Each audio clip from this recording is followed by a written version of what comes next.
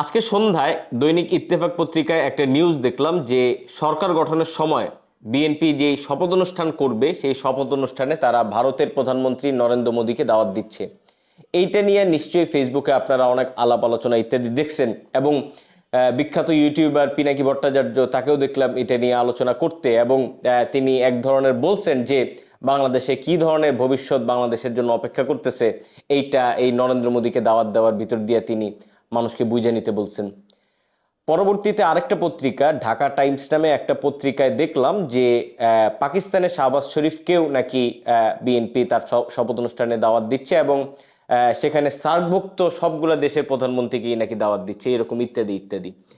আমি যে ভিডিওটা এখন বানাচ্ছি সেখানে আমি পাকিস্তান বা সার্কভুক্ত দেশগুলোর প্রধানমন্ত্রীকে দাওয়াত দেওয়া হচ্ছে কি হচ্ছে না তার বাইরে জাস্ট ভারতের প্রধানমন্ত্রী নরেন্দ্র মোদীকে বিএনপি যদি তার শপথ অনুষ্ঠানে দাওয়াত দিয়া থাকে এবং সেটা কি কারণে আমি যৌক্তিক মনে করি তা একটু আলাপ করতে চাই।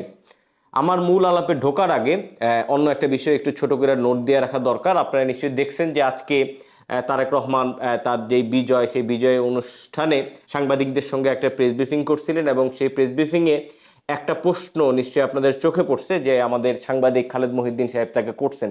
এই প্রশ্নটা যে আমার ভালো লাগে নাই সেটা একটু বলে রাখা দরকার। খালেদ মহিউদ্দিন তাকে মানে তারেক রহমানকে জিজ্ঞাসা করছিলেন যে এক ধরনের অভয় দিয়া মানে তাকে যেন এক ধরনের অভয় দেওয়া হয় প্রশ্নটা করার জন্য এবং তারপরে তিনি প্রশ্ন করছিলেন যে এই যে বিএনপি এত বড় একটা জয় পাইলো মানে 213টা আসন পাইলো, এইটা কি ইঞ্জিনিয়ার্ড কোনো কাহিনী কিনা। এই ধরনের প্রশ্ন যে আসলে এই মুহূর্তে করাটা খালেদ মহিউদ্দিনের উচিত হয় নাই সেইটা আমি একটু বলে নিতে চাই। গতকালকে সম্ভবত ফেসবুকে নাসিরউদ্দিন পাটোয়ারি ঢাকা 8 আসনের যে নাসিরউদ্দিন পাটোয়ারি তারও একটা পোস্ট দেখলাম এইরকম যে ইঞ্জিনিয়ার তারেক রহমান এবং ইঞ্জিনিয়ারিং কইরা 213টা আসন বিএনপি পাইছে ইত্যাদি ইত্যাদি। এখন নাসিরউদ্দিন পাটোয়ারির সেই ভঙ্গি খালেদ মহিউদ্দিন যখন এই জায়গায় ব্যবহার করলেন সেটা একটু সমালোচনার দাবি রাখে। খালেদ মহিউদ্দিন কী কারণে এই প্রশ্ন করছেন সেটা আমি ধরতে পারি। তিনি বাকস্বাধীনতা এবং ম্যানিপুলেটিভ এই ধরনের কোশ্চেন যে রাষ্ট্রীয় নেতাদেরকে করা যায় এই ধরনের একটা অধিকার হতে চাইছেন, কিন্তু তারেক রহমান যখন তার অবস্থানটা এখনো পরিষ্কার করতে পারেন নাই এবং অফিসিয়ালি তিনি এখনো সরকার প্রধান হন নাই, তিনি সরকার প্রধান হইতে যাচ্ছেন এবং তিনি যখন জানান নাই যে বাংলাদেশে বাকস্বাধীনতা তিনি কিভাবে মানে মানে দেখাইতে চান এই জায়গাটাকে, তার আগে আসলে এই ধরনের ম্যানিপুলেটিভ কোশ্চেন আসলে খালেদ মহিউদ্দিনের নিজের যত বড় হইতে চাওয়া ততটা আসলে বাস্তবসম্মত না। ফলে তারেক রহমানকে ছোট করাটা তো খালেদ মহিউদ্দিনের কাজ হইতে পারে না, কারণ যিনি দেশের প্রধানমন্ত্রী হয়েছেন তিনি তো তার যোগ্যতাতেই সেখানে হয়েছেন।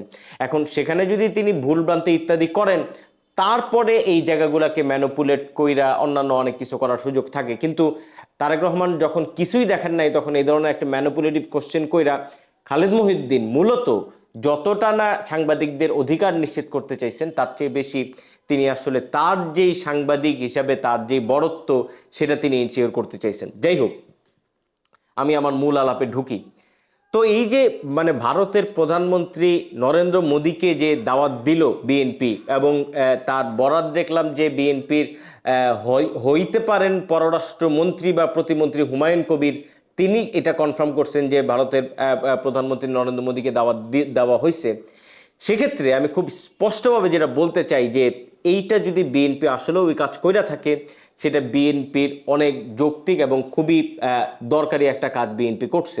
কয়েকটা কারণে এই জিনিসটা গুরুত্বপূর্ণ। তার প্রথম কারণ, আজকে আপনারা নিশ্চয়ই তারেক রহমানের প্রেস ব্রিফিংয়ে দেখছেন যে একজন সার্ককে আবার ঠিকটা নতুনভাবে জাগরিত করা হবে কি না এই ধরনের একটা প্রশ্ন করা হয়েছিল এবং সেখানে তারেক রহমান কিন্তু খুব স্পষ্টভাবে উত্তর দিচ্ছেন যে সার্ক বাংলাদেশ থেকে জন্ম নিয়েছে বা সার্কের জন্মের পেছনে বাংলাদেশের একটা প্রাথমিক ভূমিকা আছে, ফলে সার্ককে আবার পুনরুজ্জীবিত করার ক্ষেত্রে অবশ্যই তিনি আগ্রহী। এখন আপনি চিন্তা করেন যে আপনি যখন তারেক রহমান যখন সরাসরি স্টেটমেন্ট দিচ্ছেন যে তিনি সার্ক ওপেন করতে চান, নতুন করে পুনরুজ্জীবন করতে চান, তো সেটা কি ভারতের ভালো লাগার কথা? সেটা তো ভারতের ভালো লাগার কথা না। অ্যাট দ্য সেম টাইম সেই তারেক রহমানই বা সেই তারেক রহমানের বিএনপিও আবার নরেন্দ্র মোদীকে দাওয়াত দিচ্ছেন। অন্যদিকে আপনি যদি একটু চিন্তা করেন যে বাংলাদেশের কাছে ভারতের আসলে কি কি চাওয়া, হাসিনা যে বলছিল না যে ভারতকে এমন সব জিনিস দিছি যেটা আসলে তারা কখনোই মানে ভাইবা শেষ করতে পারবে না, তো এই যে বাংলাদেশের কাছে ভারতের এত এত চাওয়া, সেই জায়গায় যদি আপনি ভারতের সঙ্গে দর কষাকষি করতে চান, সেক্ষেত্রে আপনার অবস্থানটা কি হবে? আপনার অবস্থান তো স্বাভাবিকভাবেই এরকম হইতে হবে যে আপনি জাস্ট ভারতের প্রধানমন্ত্রীর সঙ্গে একটা সুন্দর সম্পর্ক করলেন এবং তাকে ডাইকা আইনা সম্মান ইত্যাদি দিলেন, শ্রদ্ধা ভালোবাসা ফুল ফ্লাওয়ার ইত্যাদি দিলেন, তাকে প্রশংসা করলেন, তাকে কূটনৈতিকভাবে প্যাম্পার্ড করলেন, কিন্তু ফাইনালি যখন দর কষাকষির প্রশ্ন আসলো তখন আপনি ঠিকই দর কষাকষি করলেন।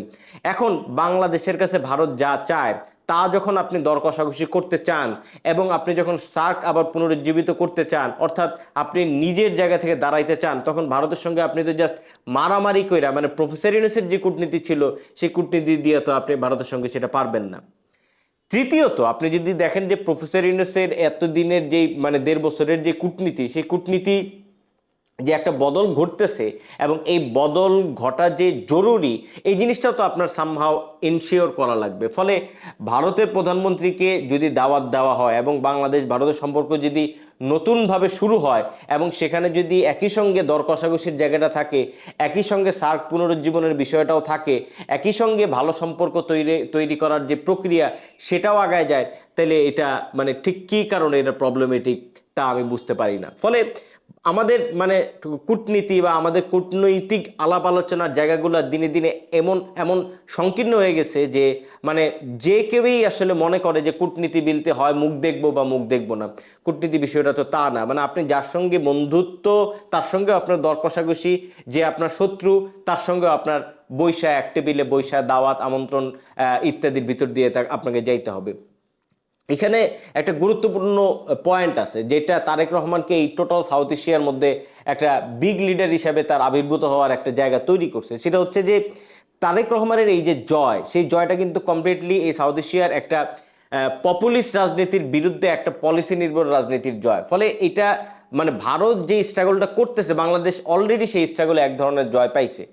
এই জিনিসটা গুরুত্বপূর্ণ। আপনি যদি জাস্ট চিন্তা করেন যে ভারতের ফরেন মিনিস্টার খালেদা জিয়ার মৃত্যুতে বা তার জানাজায় আইসা তারেক রহমানের সঙ্গে কথা বইলা গেছেন, এইগুলা টেবিলের উপর দিয়ে যত সুন্দর দেখায়, টেবিলের নিচে নিচে কি বিজেপি স্বাভাবিকভাবেই জামাত ইসলামের একটা উত্থান চাইয়া থাকতে পারে না? সেটা না পারার কোনো কারণ নাই। তার কারণ পশ্চিমবঙ্গে বিজেপি এখন ঢুকবে কি ঢুকবে না বা কিভাবে ঢুকবে, এটাই বিজেপির সামনে সবচেয়ে বড় কোশ্চেন। ফলে এরকম একটা পপুলিস্ট রাজনীতির বিরুদ্ধে তারেক রহমানের যে উত্থান এবং তিনি জয়ী হওয়া, মানে বাংলাদেশের প্রধানমন্ত্রী হওয়ার অর্থ যে পশ্চিমবঙ্গেও মমতা ব্যানার্জি আরও মানে থাকতে পারতেছেন। ফলে এই সব বাস্তবতায় তার যে টোটাল রাজনীতি বিজেপির পক্ষে যায় না। ফলে সেই বাস্তবতায় বিজেপির সঙ্গে তিনি আসলে কেন ফাইট করবেন? তার ইটসেলফ রাজনীতি তো বিজেপির বিরুদ্ধে। ফলে সেই জায়গা থেকে বিজেপির প্রধান বা ভারতের প্রধানমন্ত্রীকে তিনি যে বাংলাদেশে দাওয়াত দিচ্ছেন, এইটা খুবই মানে আমি মনে করি কূটনৈতিকভাবে খুবই সুচারু এবং খুবই যৌক্তিক এবং খুবই কৌশলী একটা অ্যাটেম্প্ট। এবং আমি এই জন্য স্বাভাবিকভাবেই বিএনপিকে প্রশংসা করতে চাই। এবং আমি ব্যক্তিগতভাবে যেটা মনে করি যে বাংলাদেশ পশ্চিমবঙ্গ এই যে একটা মানে আমরা যে নিজেরা, এই জিনিসটা আমাদের আবার নতুনভাবে রিভাইভ করা দরকার।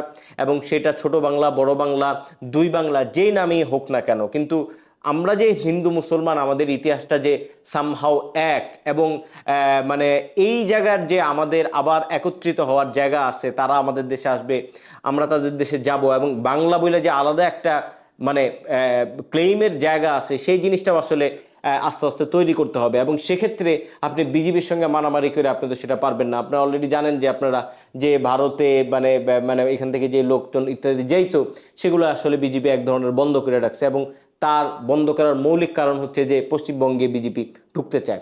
ফলে সেই বাস্তবতায় তারেক রহমান যে নরেন্দ্র মোদীকে দাওয়াত দিয়েছেন, সেটা খুবই কৌশলী এবং খুবই ভালো একটা ঘটনা। এবং আমি মনে করি যে এইটা মানে নরেন্দ্র মোদী যদি মানে জিনিসটাকে তার ইগোতে না লাগান যে সার্কের সব দেশের সঙ্গে আমাকে দাওয়াত দিছে, এইরকম কোনো ইগোতে না লাগান এবং তিনি যদি আসেন, সেটা বাংলাদেশের জন্য ভালো কিছুই হবে। এবং বাংলাদেশ ভারতের যে সম্পর্কটা অনেক দিন ধরে একটা জায়গায় স্থবির হয়ে আছে, সেটা ভাঙাটা খুবই জরুরি। এবং সেটা ভাঙার মধ্য দিয়ে আমাদের এই টোটাল সাউথ এশিয়ার রাজনীতি একটা নতুন দিকে মন নিবে বলেই আমি মনে করি।